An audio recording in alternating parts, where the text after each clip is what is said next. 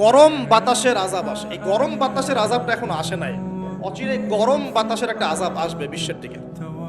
এবং নাসাও এটা নিয়ে গবেষণা করছে অলরেডি। সূর্যের মধ্যে অনেক রকম বিক্রিয়া হচ্ছে, তেজস্ক্রিয় বিক্রিয়া হচ্ছে ইত্যাদি, হিলিয়াম গ্যাসের অনেক বিস্ফোরণ হচ্ছে। এগুলোর ওয়েভ বা ফ্লোটা আস্তে আস্তে পৃথিবীর দিকে ধেয়ে আসবে।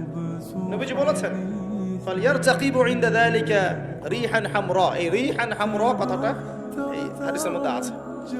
তিরমিজির 2211 নম্বর হাদিসে এটা আছে। গরম বাতাস ধেয়ে আসবে পৃথিবীর দিকে, গরম বাতাসের আযাব, গরম বাতাসের আযাব আসবে। ওয়া জালজালা, এবং ভূমিকম্প। অন্য হাদিসে আসছে সানাওয়াতু জালাজিল, ভূমিকম্পের বছরগুলো। আর আসছে মুতানুন শাদীদ, বড় মহামারী। আর খসফুন মানে যে জমিন ধসে যাওয়া, মাসখান মানে চেহারা আকৃতি বিকৃত হয়ে যাবে। আর কযফান একটা আছে, কযফান মানে পাথরের বৃষ্টি বর্ষিত হবে। এই আযাবগুলো কখন আসে? এই পাপগুলোতে মানুষ যখন লিপ্ত হয়।